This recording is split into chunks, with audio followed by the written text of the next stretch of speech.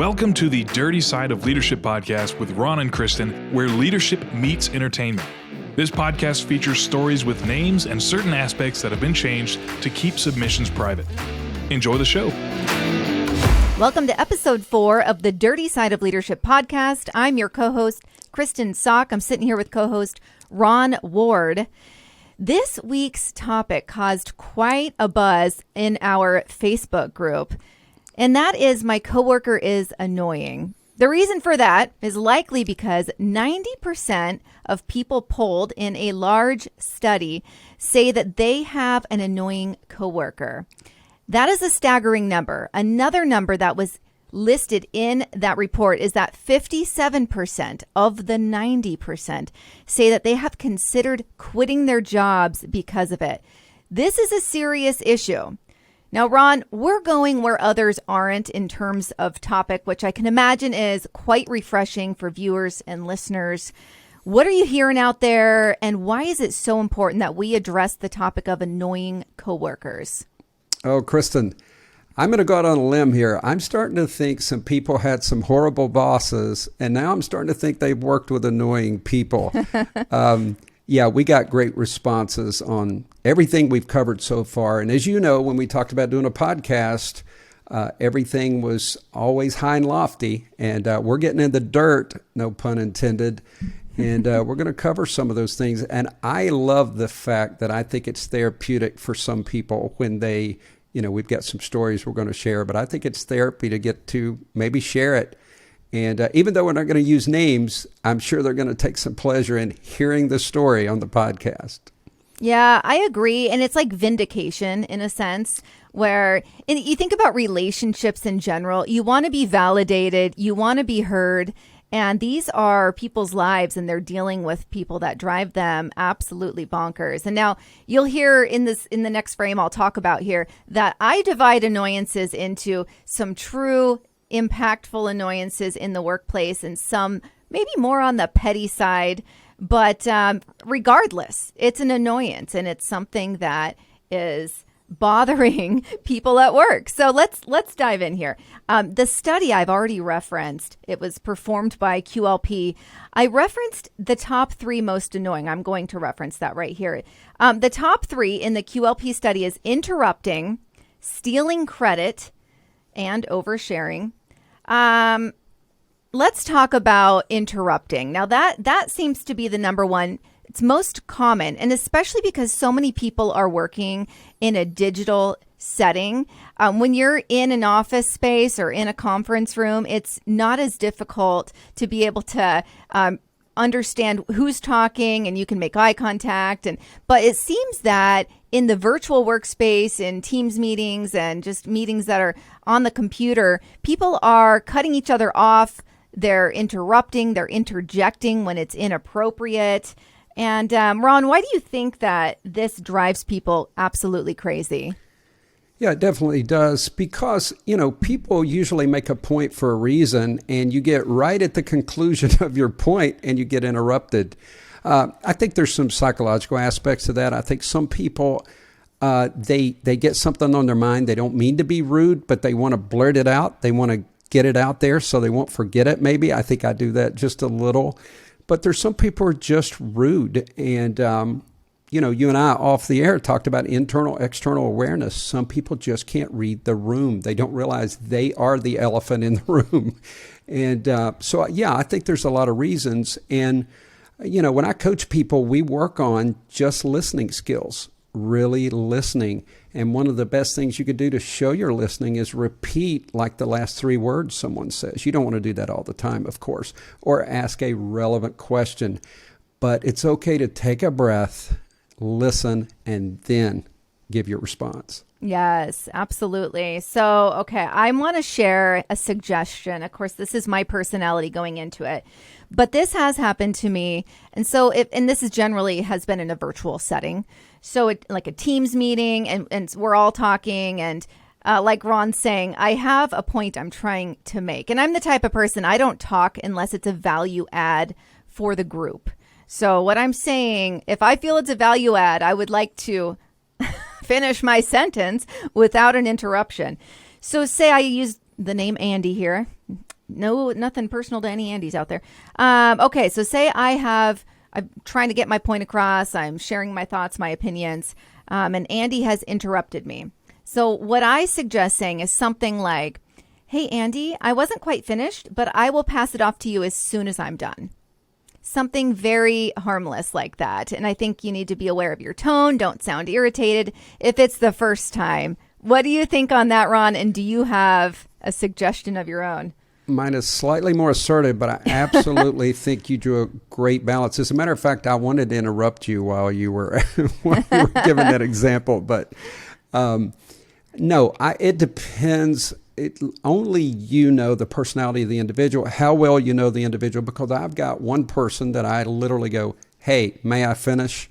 But I think that was a very balanced, measured approach that you took. So use Kristen's example, not mine.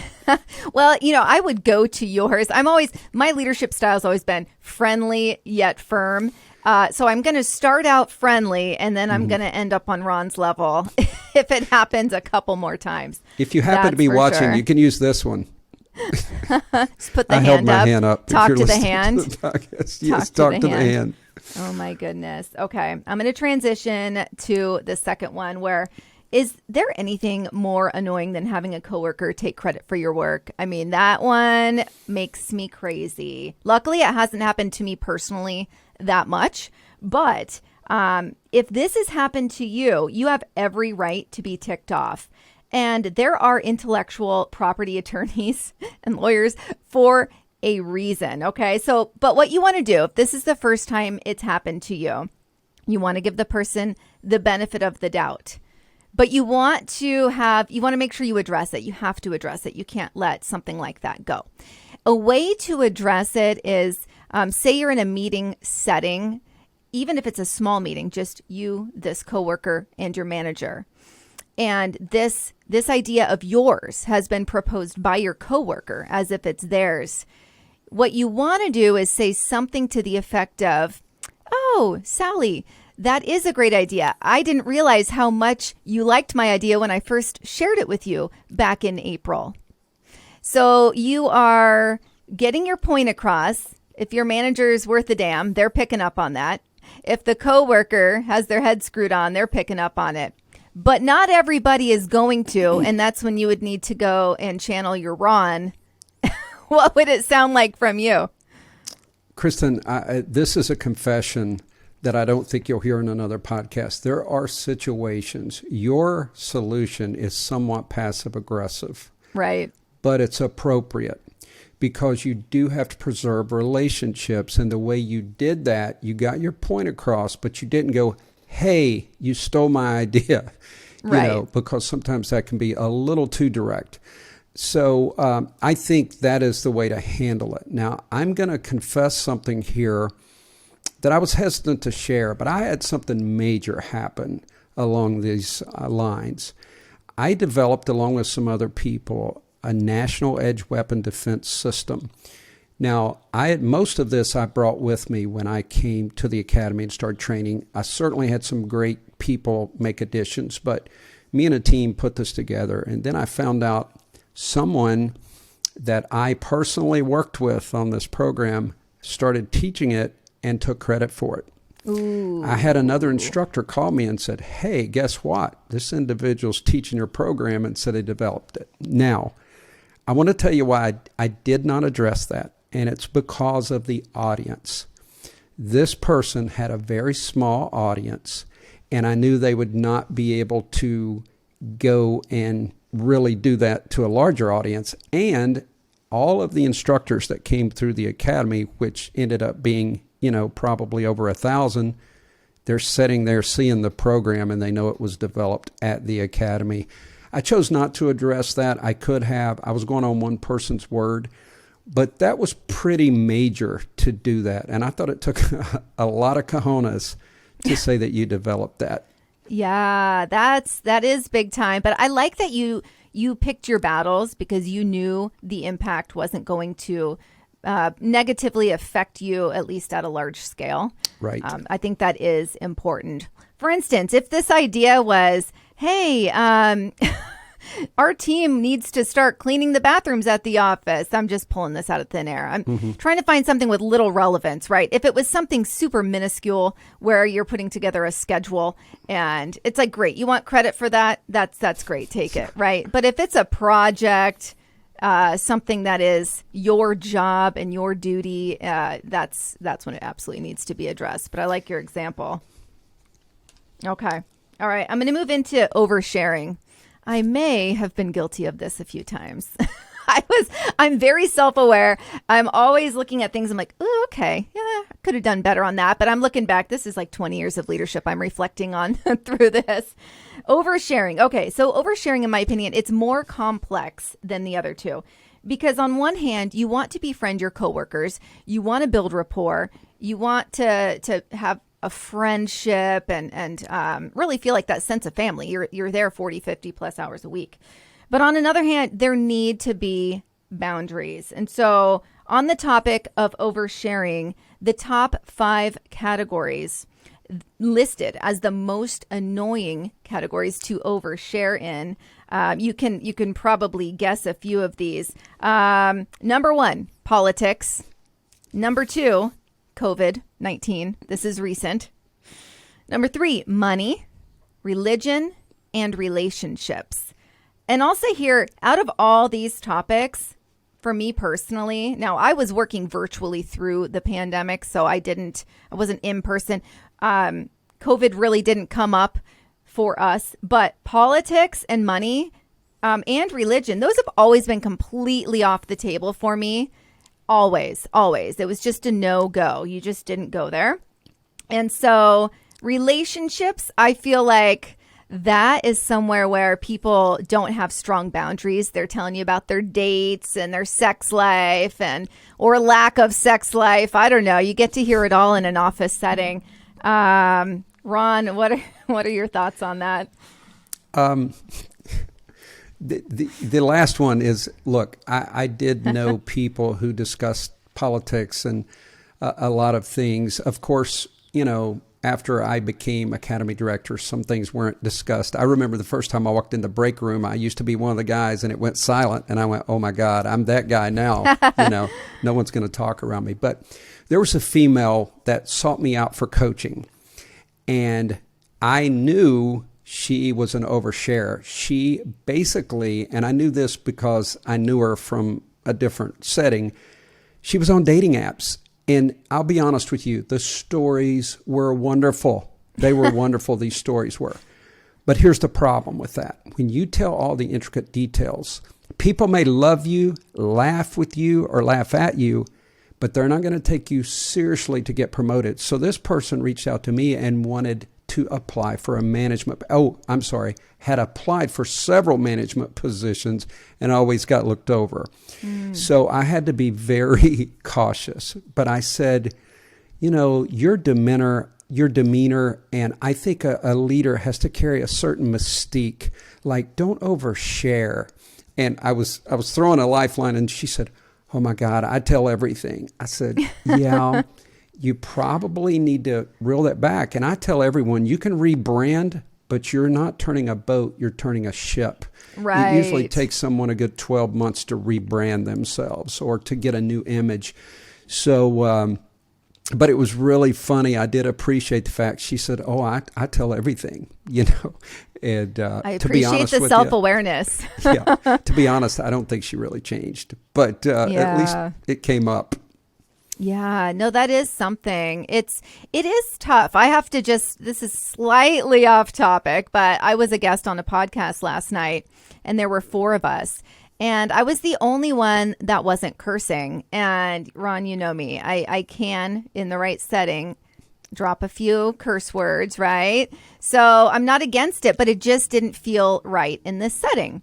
And so what that ended up doing was I'm trying to grow myself a bit and be able to communicate without using curse words. That's just my personal challenge. But it made the others on the podcast uncomfortable.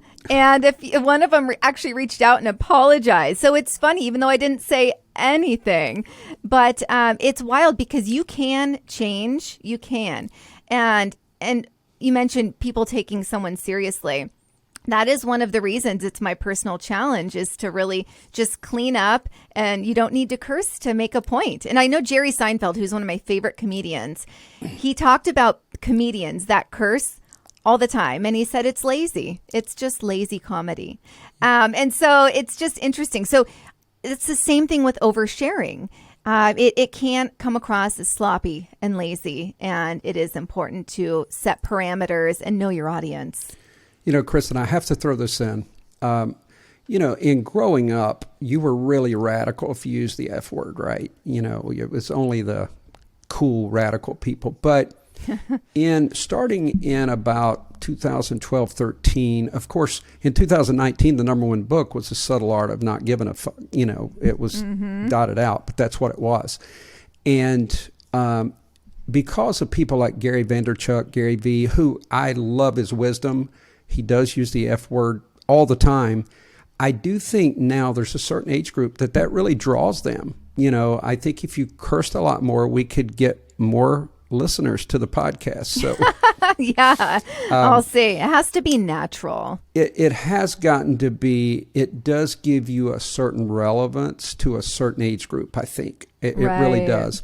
So some of that may be generational, but I agree with you. And I've been saying this for years. When people have to only talk about sex and all this stuff, the comedian, I think it's because they can't get material. When I see a comedian that doesn't have to go there and they're still funny, it's pretty cool. It's a cool thing. Yes, absolutely. No, I completely agree. Nate Bargatze, amazing comedian, clean, love it. Like the best I've ever seen. And he doesn't curse. He doesn't, it's just refreshing. Yeah. So I do think there's an art form to it, because like the easy go-to is to just F this, F that. Yeah. So anyhow, we'll see. Oh, and this podcast I am obsessed with. It's the Drew Pruitt podcast. It used to be the Broken Brain podcast. I'm really into brain health, but I would say he drops an F-bomb like once every 10 episodes. And it's because it just it came out natural and it made sense, right? And it doesn't seem like, oh, he's forcing it. So I have a lot of respect for that. Well, I spent a lot of time in prison, Kristen. So you're a hardened criminal. Seriously, like I know some people, they used to get bent out of shape with cursing, but my gosh, when you're a state and federal probation, and even when I was a cop, like I taught GED in the jail, and I ate with them. I literally ate with them. There was only 6 in that particular cell. And so I really have been behind bars a lot. Kristen, if you use a segment of this podcast and you advertise, please put context when I say I've spent a lot of time in jail. I know. I actually forgot. I thought you were just messing around. I forgot you literally have. Oh, I have spent a lot. I got locked in a prison in Mount Olive, West Virginia. They condemned it shortly after.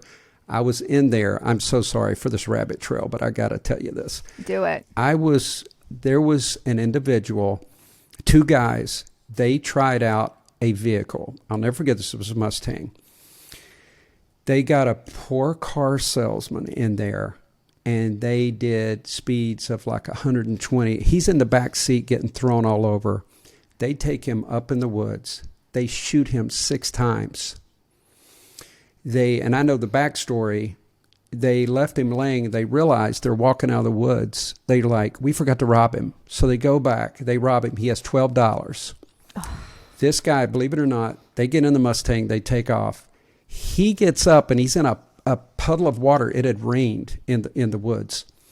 He gets up and makes his way to the highway. He's completely drenched with blood. Wow. A car picks him up. The guy was permanently disabled. So this is the guy that I'm going to interview because he started writing threatening letters to the U.S. attorney, the federal judge. So I go in Mount Olive. The cell, like the glass, is about 6 inches thick. So it's called the non-contact unit. It's what you see on TV.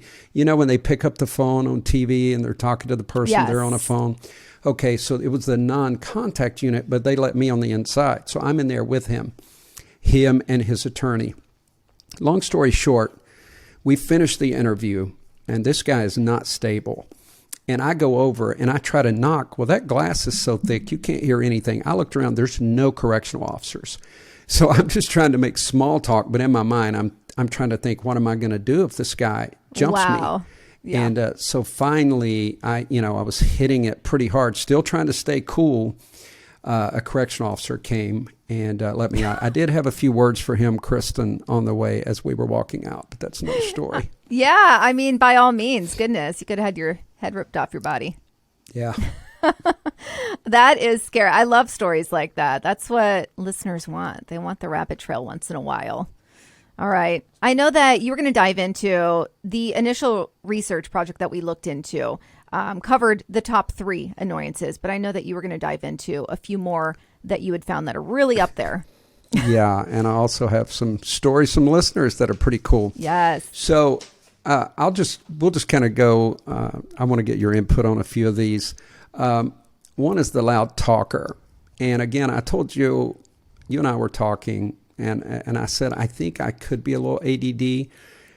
One time I had an office, a pretty nice office, and this group would always, it was near the copy machine, coffee, that kind of stuff. And they talk, there was at least one that talked so loud, I couldn't concentrate. I ended up moving offices, and I took a smaller office, and it happened to be next to the boss. So they gave me a hard time, but it wasn't that I wanted to be next to the boss. I wanted away from them.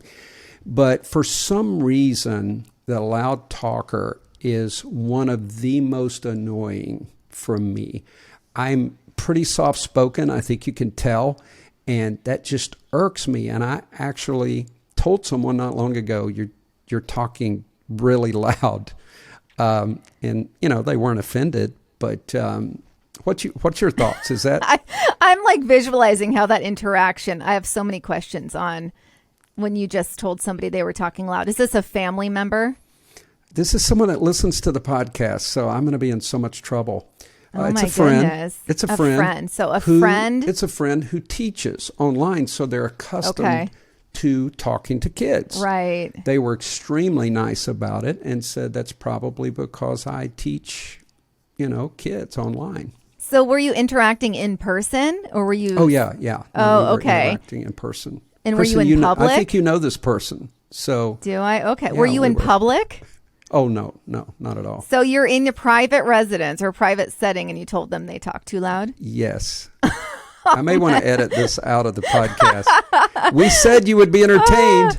Oh, my goodness. I've lost a friend. See, I have to break things down. Kristen, oh my God. Okay, wait. It's all about delivery, though, because I have a family member, my sister, is a loud talker, and I've been like, dang, like you talk so loud.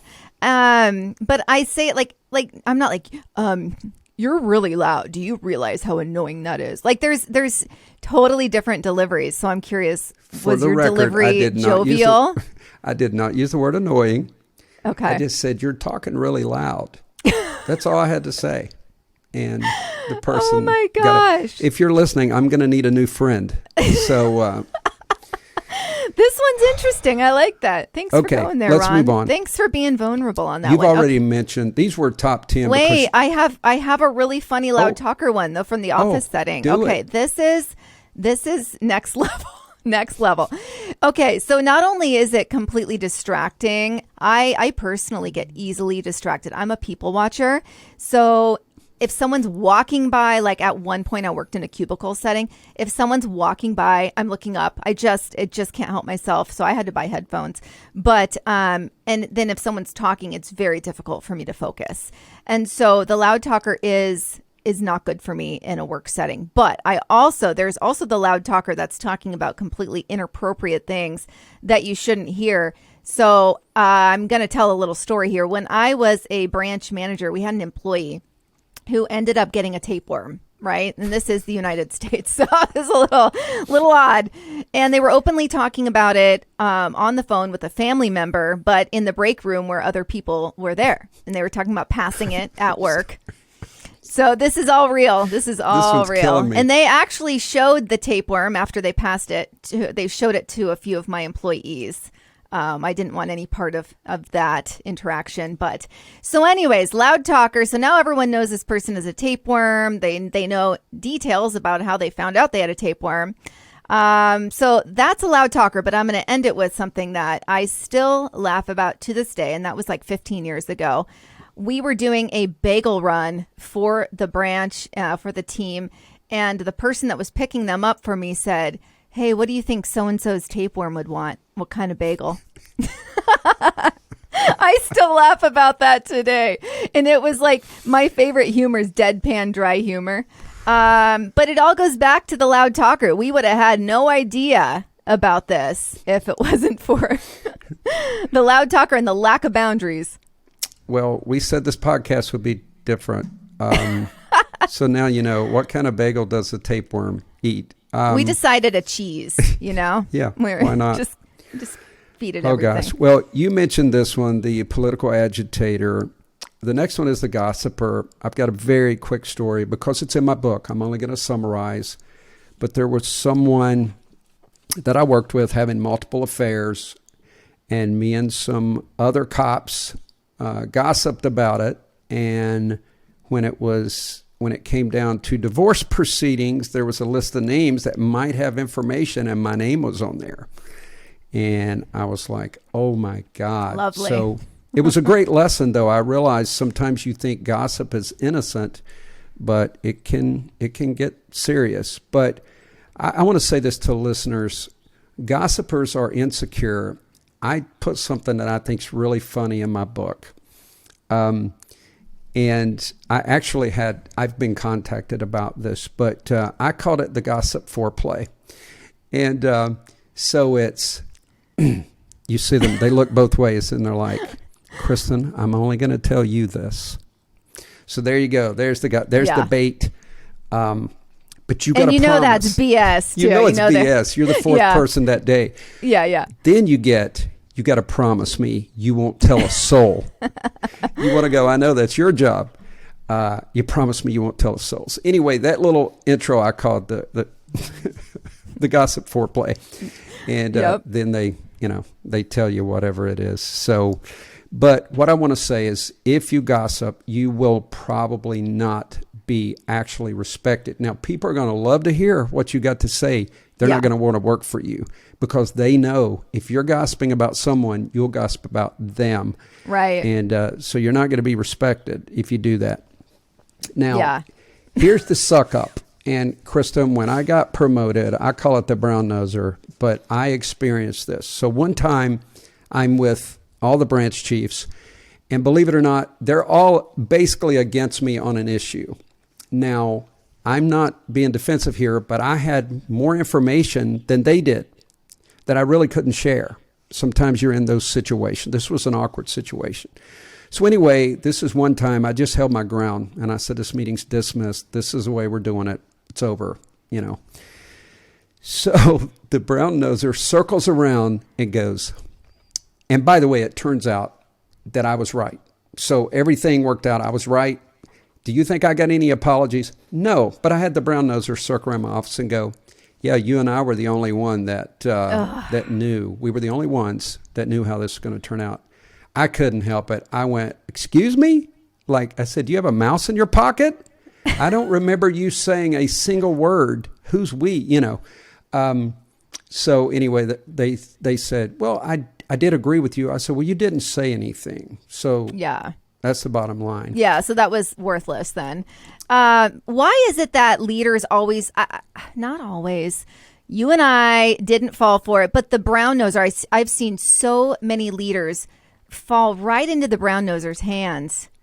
Why is that? Is it ego? Kristen, this is a plug for last week. If you're listening, you have to listen to Help My Boss is a Narcissist. We talked about how about 72% of CEOs are narcissists, but these people want people to agree with them, brag on them, compliment them on their wisdom. So you get someone who's very subordinate. They are going to naturally be drawn to the alpha. And the alpha, these type of people that's insecure, they've got narcissistic qualities. They want you to agree, and they actually are hard on people that disagree. So there's a lot of different reasons, but some of these brown nosers, they want to get promoted. They're afraid to disagree. There's all kinds of reasons, but the bottom line is they're usually insecure. They're subordinates. They're not leaders, and they suck up. And it's always happened. It's always going to happen. And I don't know why. I'm not saying I'm the best leader, but I promise you, I could spot a brown noser a mile away. And I would even laugh to myself when someone was trying to pull those, the brown nosing techniques on me. Oh, absolutely. It's such a turnoff for someone someone like us. Like when we can spot them, it's just gross. It's like, stop. Yeah. So it's not appealing to me at all. I'm gonna buzz through these. I do. The overworked martyr makes me think of the tapeworm person. They overshare. It's one thing to be overworked, but when they make themselves a martyr, it's like, oh, I worked so many hours. I worked all weekend, and it's all they talk about. I'm sure you've seen people like that. Yeah. The socializer, the constant socializer. These are also, and by the way, this is one of the quadrants of a personality type, a socializer. Again, these are the people you love. They're great at throwing a party. They're great at telling jokes, those kind of things, but they're usually not, again, the person that's really going to get promoted, unless there's some careers that I do think the socializer may get promoted. But you have to watch, because the socializer may also overshare or gossip. So I think people have to be careful. Yeah. What do you think about the kitchen slob, Kristen? Oh my gosh. You know who annoys me more than the kitchen slob is the person that actually takes the time to write, clean your dishes, or clean the fridge out, or October 3rd, we're dumping everything out of the fridge. That actually annoys me more than the kitchen slob, but I don't like a lot of rules. So, I don't know, Ron. I don't know. This one I'm not passionate about. Kristen, I had a physical this week, and I had to give blood, and I looked above the sink, and it said, do not wash hands, contaminated area. I was thinking, that's good communication, but is the area contaminated? Should I be in here? I think they probably overstated a little too much. Like, it probably should have said something like, contaminated stuff is placed here. I don't know, but I just started laughing. I started to take a picture of it. When it's in a patient's view, you have to think about it contaminated area. A few seconds. Yeah. Yikes. The weekend warrior. I had that a lot because I taught defensive tactics, so we had martial arts. You had people that they bragged a lot about their weekends in more than one way. The overshare, and I do think that aligns somewhat with the gossiper. The know-it-all. Everyone works with a know-it-all. The one-upper. I'd say those are, wouldn't you say those are very similar? The know-it-all, the one-upper. They know it all. Everything you say, they've done something bigger and better and crazier. Yeah. And you know what I find really sad? We're making fun here, but I knew a know-it-all person. They did know a lot. Like, they had a lot of information. If they would have just done some introspection. You're like, you literally are a know-it-all.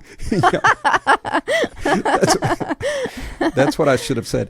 No, but I'm saying if they could have just been a little more humble, they would have been a rock star. But no one could stand up. If they don't like the messenger, they're not going to accept the message. Please remember that. Right. This is the hygiene person. You're Ron, you know you've clipped your toenails at your desk. I literally have had somebody. I could hear them clipping their nails over the cubicle, and I was just dying. Oh, you wonder where they're flinging. The hygiene. There's so many things it goes, but we did have to deal with BO. But it was some medication. It was just very awkward. Thank God I had this wonderful branch chief who took care of it. But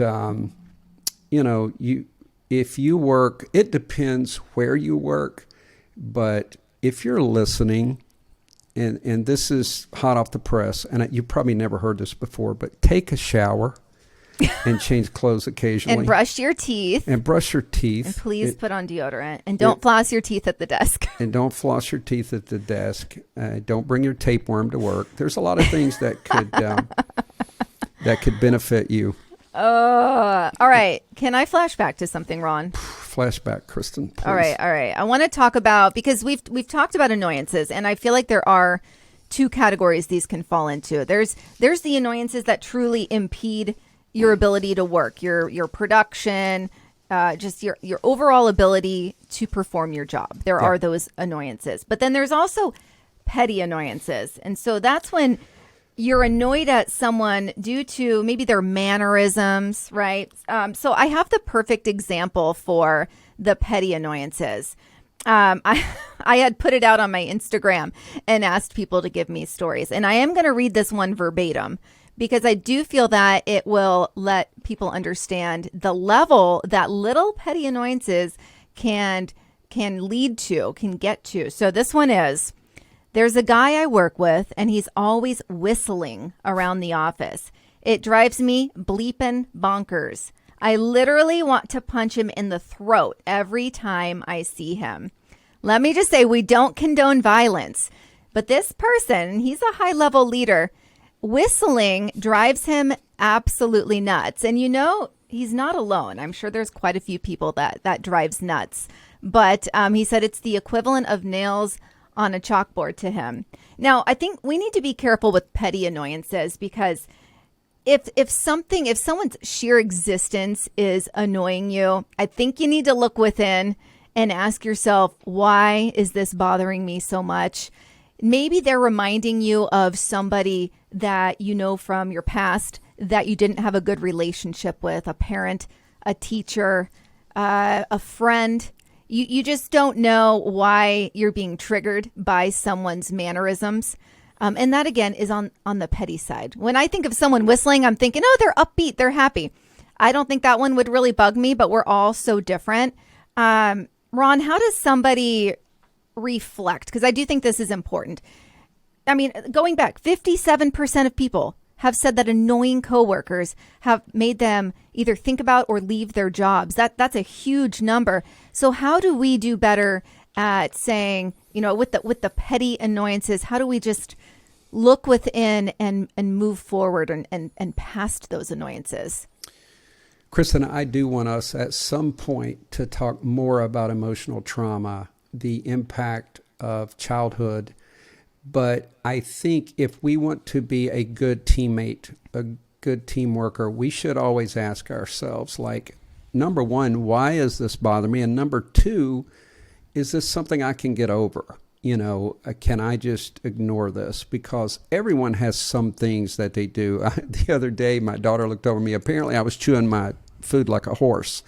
But she was like, oh, my God. And, my instinct wanted to be, well, I pay for it, but I realized I need to work on that a little bit. But the whistling thing, I had a neighbor that anytime they were concentrating, they would do this, and it was annoying, but they were a good person. So some things you got to overlook. And I think that's great wisdom, what you said, Kristen. Ask yourself why, and then ask yourself, is this worth me making a big deal out of it? Right. Am I going to lose a friendship over this? Right. Exactly. So, Kristen, I've got a couple of stories. We really appreciate, we said in the beginning, we want listener participation. Yes. Our Facebook group, LinkedIn group, your Instagram, and it's growing, and it's so exciting. We really do appreciate this. But this is the first one. You can relate to this one, Kristen, because you were a bank manager. This one says, when I worked at a bank and we all worked in a cube farm, the girl facing me loved to turn her phone up just loud enough to sing with Miley Cyrus at 4 every day. The Climb. That was the song, The Climb. You want to sing a little bit of it, Kristen? Okay. No, I'm just sitting here thinking how odd that is, especially the time. The Climb would play on the radio, and she felt the need to sing, hum, and tap her foot or kick my desk to the beat. Needless to say, this was only one of the many annoying things she did daily. She also loved to brag on herself. Like anything she accomplished, she felt the need to let us all know so that she could feel affirmed, I guess. And by the way, there's some emojis on this particular one. That one is eyes looking up. I'm still traumatized 10 years later, laughing emoji. JK, kinda. Yeah. Here's the next one. Yeah. Go ahead. Well, I do think that person I'm thinking is insecure, not the submitter. the one that's singing. They want someone to be like, oh my gosh, your voice is amazing. You sound just like Miley. That's what they're wanting. So I think, like we talked about last week, you have to gray rock them a little bit, unfortunately, but it sounds like it's insecurities. Yeah, it really does. Okay, here's another one. I love this one as well. This is going to resonate with so many listeners. I had a very annoying coworker.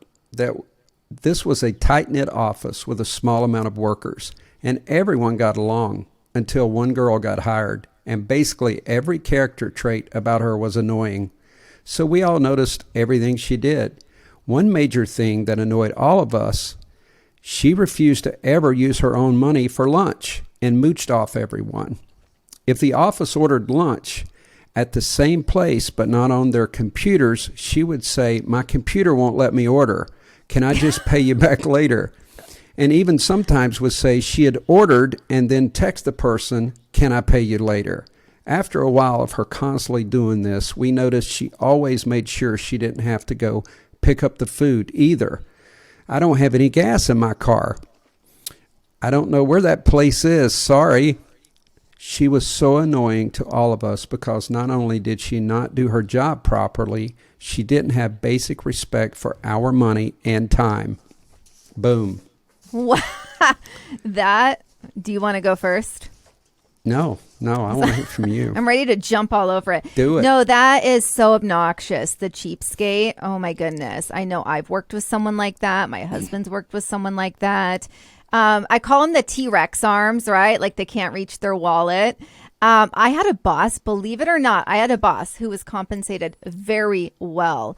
I noticed he didn't eat very often and I liked him a lot. Nice guy, great leader.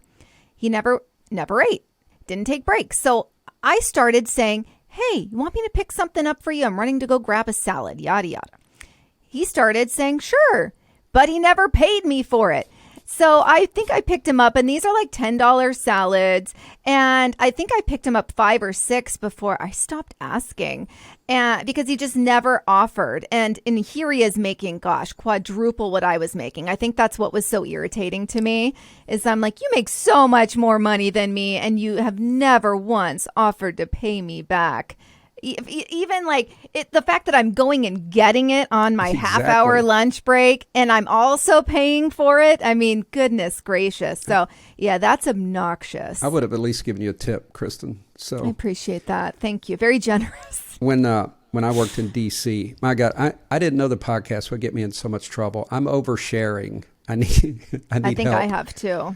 When I was in D.C., we would go out after work and we would go over to, it was a bar grill, and this one person would always say, hey, could you order me a drink? And at the end of the night, when people are divvying up the tab, nothing, nada. So one time, it happened so many times, me and my boss joked about it. So finally, I just slid my bill over and said, I think I've bought the last 5 times I've been to D.C. It's on you tonight. And my boss loved it. She was trying not to laugh. And the person paid. So she told me later, she said, oh my God, you're the only person who's ever got her to even open up her purse. It was pretty funny. Oh, wow. That's good. Ron, I have to do another story. Oh, okay. I have to. Do it. This is just like, I'm so triggered in a good way. Like this is bringing up so many memories of cheapskates that are this person's still my friend. Okay. So we're going back. Same thing. I had a friend who never had money. This is 20 years ago or so, but just never had money. So me and my friends, we were always flipping the bill for him. Well, he finally gets this really good job, making a lot of money. And so one night he had his tab open at the bar again, 20 years ago or so. We had the bartender put the entire night's worth of drinks for me and my friends that had been flipping the bill for this person for a long time. We had him put everything on his tab. And he had been kicking back a few, so it didn't really register until the next morning. He's like, $500? What did I buy? And we just were snickering to ourselves. So, and that was because it's like, goodness gracious, like we've been paying for everything for years. And so that really does annoy people. We are still friends today. Wow. But I keep my friendships for a long time, unless they're crazy and I cut them really early. I did until I started a podcast. Now maybe not. You just have to own it. People need to know they're going to end up being your material as long as you're not using their names, you know? Yeah, I will be met with silence now. Kristen, we're going to transition. We always said, number one, where leadership meets entertainment. This, I don't know if our listeners have been entertained, but I sure have. Me too. But we said we want to be solution-minded. We want audience participation, and I hope we're doing that. So let's come up with some solution. Now, you've already listed a few, and I'm going to give one. This is really not in some of the research I did, but one of the things is if you get a new coworker, you need to establish boundaries immediately. That's the time to do it. And here's a great segue. Let's say their name was Kristen. You would just say, Kristen, what's some things that annoy you? Like, especially if we're in a cube farm or we're close by, like what's some things that annoy you? Because I want to make sure that we have a great relationship. And then you can, even if they did it yesterday, you can bring up some things. That's a good way to do it. But setting boundaries is very important. Now, if you've worked with someone for a while, you can, again, I don't like passive aggressive, but you can kind of jokingly say, like, isn't there a better place to cut your toenails? Since you brought that up. But you can start that way, but at some point, you may have to have direct communication. So, yes, like pull them on your team, make it a joint discussion when you're talking about boundaries. Sometimes that's a really good way to do things. So number one on the research that I did, communication, direct communication, just like we've said every week, is that you have a talk with someone, and we're not talking about those little annoying things that Kristen mentioned earlier. We're talking about things that could create attrition, could create a negative work morale. I mean, it has an impact. You need to address it. Number two, of course, you lead by example. You can't be over there cutting your fingernails in your cubicle and they're cutting their toenails and expect them, to not do that. You do lead by example. Here's another good thing that you can literally do. Oh, I'm sorry, I had that music a little too loud. I had Miley Cyrus a little too loud. I'm going to turn it down. Maybe the person will take the hint. You can close doors. You mentioned that you got headphones or earphones or something, I think, earlier. Some of that, you may not have to wear it permanently because it might send the message if you're plugging your ears. And we talked about gray rocking on another episode. That's when you're basically ignoring, you're not taking the bait, because some people are just starved for attention. Mm-hmm. And this is, I think, kind of a last resort for a lot of people, but you can't go to management. Like when I mentioned BO, I had other people come to me and saying, we're working with someone with BO, and we took that on. Some people request a transfer, and it may be a situation like that. I said I moved offices, and I had to take a little bit of ridicule for that, but it was well worth it. Did people request a transfer due to the BO? No, we were able to. I just wanted to clarify. Yeah. No, we were able. Wait. Can you give us a little something, how you deal with the hygiene? Because that is a very sensitive topic. Listen, I don't want to, maybe it's the opposite of sexist here, but this was a female. So I had a female supervisor that we discussed it. I asked them to address it. I just felt it would be more appropriate in that particular setting.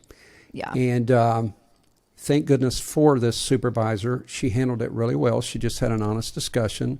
Again, it turns out it was some medication, and through medical practices and making a little bit more aware, it improved a lot.